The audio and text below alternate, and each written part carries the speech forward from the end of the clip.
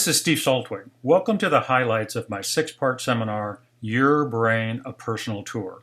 Buckle up, because our task in the next 20 minutes or so is to highlight 4,000 years of brain research. Your brain is a creation of Mother Nature that's as complex as the galaxy we live in. With 85 billion active processors called neurons, your brain dwarfs the world's largest supercomputer, which only has about 10 million or so. Boy, can Mother Nature cook. This papyrus shows that we've studied the brain for over 4,000 years. This document is where the first written symbol for the brain was forged. Much has been learned since then. For example, holding a cold drink in your hand will bias your evaluation of someone. And yes, so will holding a hot one. Nuns do something to prevent Alzheimer's disease. 6-month-old babies make moral judgments. Advanced brains have single cells that detect Jennifer Aniston, and there's a simple reason lions don't eat everyone on a safari vehicle. And you thought scientific research didn't provide snappy patter for cocktail parties. I began my foray into scientific research at the University of Texas. It might look like 4,000 years ago, but it was really 1974. It was the best of times, it was the worst of times. I was thrilled to publish in Science, but nobody got jobs. I could program computers, so out I went into high-tech, if you could call it high-tech back then. After an early retirement in 2012, I returned to my inner professor back at UT, constructed my seminar. I offer 5 summary insights beyond the snappy pattern. The first is that there's a clear difference between the sensing of something and the perceiving of something. The rule of thumb is that you sense stuff like lines, geometric shapes, etc., but you perceive, that is, become conscious of, objects. Let's say, like for example, Jennifer Aniston. We've found single cells in the brain which perceive Jennifer Aniston. Jennifer in different clothes, different hairstyles, full face, profile, even the spoken words, Jennifer Aniston. Now, not to be sexist, other cells have reacted the same way to Ryan Gosling, Tom Cruise, and Homer Simpson. Your brain is not born that way. It learns to perceive those objects. A 6-week-old baby sees only line segments. So these two figures are judged the same, since the horizontals lines are the same, and this line are the same. But by 14 weeks, the babies judge these two figures equal, since the angles are equal. Your perception of an object is affected by whole body sensations. That's why you tend to judge people as cold with a drink in your hand and serious when you have their resume on a clipboard.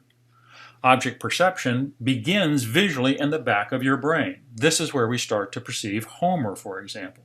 But there's an early warning system. Mother Nature provided it to prepare us for threats, and that's good. But it triggers on very selective shapes, large white eyes, snake shapes, and skin colors different than yours. This warning system can also bias your perception. Object perception is also exquisitely tuned to detect alive things by perceiving biological motion. Dots like this are perceived quickly by the brain as alive when they move. The ability to detect live biological motion is shared with most animals. Hence the reason this leopard doesn't eat the safari dudes. Sitting in the car, they have no biological motion, but move like those dots and they're dinner. Your brain can have an argument over perception. In this slide, your visual system is telling your brain that the orange circles are of different sizes. But if I ask you to reach for these objects with your thumb and forefinger, your finger separation will be exactly equal to the orange shape, which is the truth. So then how does your brain decide how to act?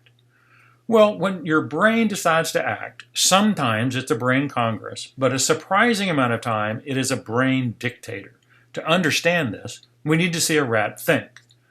A rat knows where it is using GPS-like cells called hippocampal place cells. The hippocampus is a structure in the base of your brain about the size of your little finger. It is intimately involved in learning and memory. In this S-shaped maze, for example, there would be a place cell that is active when the rat is in the yellow part of the maze, and a different place cell that would be active when the rat is in the orange part of the maze. When the rat faces a choice point, she could go either right or left in this example, hippocampal place cells fire in a sequence for turn right and then a different sequence for turn left. There's another part of the brain that is voting on each choice based on experience. When that vote gets above a certain threshold, the thought about behavior gets committed to actual behavior. It passes brain Congress. However, your brain and nervous systems have lots of reflexes, otherwise known as brain dictators. We tend to think of them like this: getting your foot off tacks or Legos. But Mother Nature has given her children complex reflexes like this mouse freezing innately at the smell of coyote urine. A reflex mechanism can also be seen in the moral judgments of 6-month-olds who observe shapes with eyes helping or hurting each other. Babies will prefer helpers. Isn't that nice? But there's a complicating factor, one that hits hard in society today. Mother Nature also gives most of her children a sense of us versus them. This was good, say, 700,000 years ago, but perhaps not so much today. Here's a baby that likes green beans. Don't laugh, in this experiment, 49% of them like green beans. This baby likes to see puppets who liked green beans, that is, one of us, being helped. But for puppets who like crackers, one of them, a baby likes to see such puppets punished. Such moral reflexes grow as we age. They can be overridden by brain Congress, but it takes some work. Mother Nature was also kind enough to give your brain's ancestors greatly expanded areas. And to do what? Well, to eat fruit in a tree. Here is a typical land animal eating food. Grab the food in your paws and start chewing. Rather simple. Now contrast that with a typical monkey eating. The limb he is on is moving, the branch he's reaching for is moving, so finding and eating food is complex. Scientists now believe that the areas of your brain that greatly expanded over evolution, shown here in yellow, mostly relate to the rigors of finding and foraging for fruit in trees. The expanded bits of your brain used for foraging also underpin extremely complex social processes, so advanced that they reach the level of soap opera. The weak are exploited by the strong, alliances are formed and dissolved, dynasties established, and not everybody makes it to survive for the next season. But wait a minute. Eating fruit in a tree is not the same thing as Bach composing and playing a cantata, or Michelangelo painting the Sistine Chapel, or Einstein and Gödel working out equations. There must be something different and unique about human brains, and of course there are, just not a lot of them. Your brain has only 3 unique capabilities that I can find. First, an ability to realize the existence of another brain, called a theory of mind or perspective taking. That means considering the perspective of another brain, including the fact that that other brain might be holding a false belief. This capability is often confused with empathy. Lots of animals show empathy, in other words, the ability to feel another's pain. Only human brains posit another brain and a fellow member of the species. The second unique capability is the ability for language, and not just speech, a full language of sounds, of gestures, and pantomime. And then finally, the third unique capability is a natural instinct to teach, here termed pedagogy. Other animals teach their own young. For example, a mother mongoose will hold a kindergarten to progressively teach her pup to kill a scorpion, but only humans naturally teach skills to unrelated offspring. And then there's the hard question. What about consciousness? It turns out there's a place in your brain with the tongue-twisting name of the temporal parietal junction that is active when your brain is thinking about the thoughts of another brain. Research shows that this part of your brain is active when you recognize your own face. I speculate that it's your brain realizing that it is a brain. Having grown this great big expanded brain, how do you protect it? Well, it turns out there's a pretty simple strategy. Do what nuns do, and do what your parents told you to do. The brain damage that most people are afraid of is Alzheimer's disease. It is the number one concern of aging adults, and any family it touches is substantially affected, if not overwhelmed. The disease is pernicious, affecting your brain decades prior to presentment. Today, once you're diagnosed, it's almost too late. Your brain has passed the point of no return in many cases. But nuns to the rescue. There have been multiple studies with nuns that show a clear path of hope in lowering the risk of AD. Cognitive reserve. Think of it like muscle strength, but for your brain.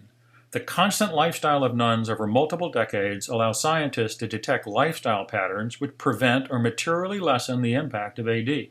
Having a rich mental life is an excellent way to lower your risk of AD. So we don't have to do everything a nun does or doesn't do. Just ensure we have a rich mental life.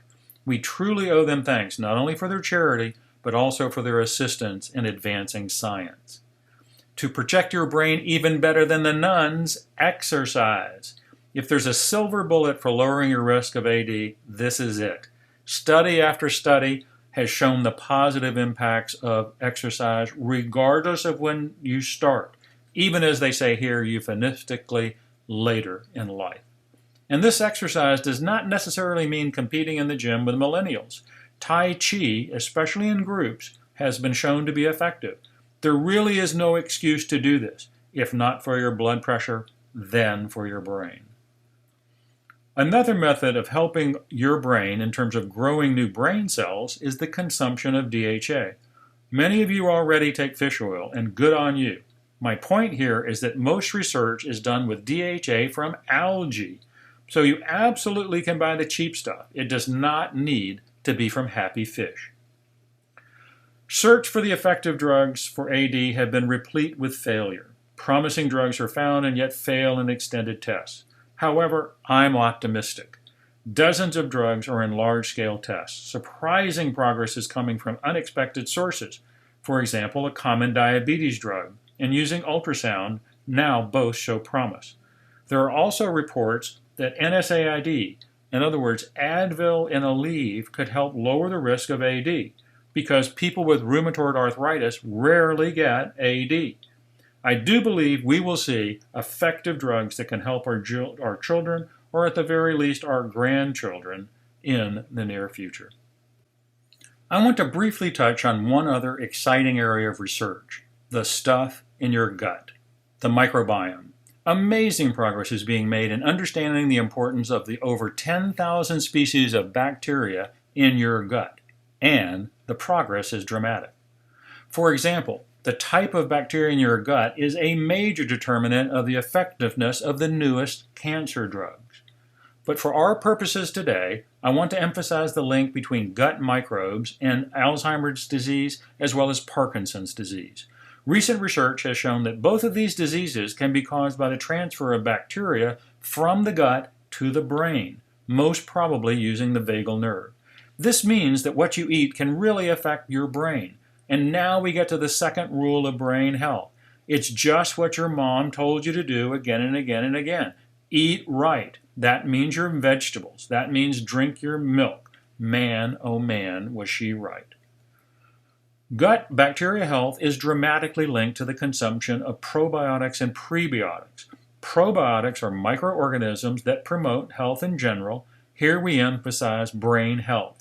They are most efficiently consumed via fermented food, yogurts, kimchi, and sourdough bread, just to name a few. Prebiotics are food for the probiotics. They're shown here on the left. Getting a good diet in these foods can keep your brain healthy and you wealthy and wise for your whole life. The final section of the talk today is how your brain can help the rest of your body recover from trauma. Significant and accelerating progress is being made here, and in some cases, they are nothing short of miraculous. The seminal research was done in just 2008 by Andrew Schwartz at the University of Pittsburgh. His lab was the first to connect a monkey's brain via a computer directly to a robot hand. The monkey quickly realized that all he needed to do was think about moving the arm, and the arm moved. The monkey assumed the expression of Yoda, and the name Jedi Monkey was coined and stuck. The advance in 10 years has been nothing short of stellar. For example, meet Leslie Baugh, a former electrician who lost both his arms in an accident many years ago. Using the techniques refined from the Jedi Monkey, researchers at Johns Hopkins have fitted Leslie with a vest of 2 robotic arms. Leslie's driving goal is to live independently, and the talisman of that is to put coins into a soda machine and then lift out the can.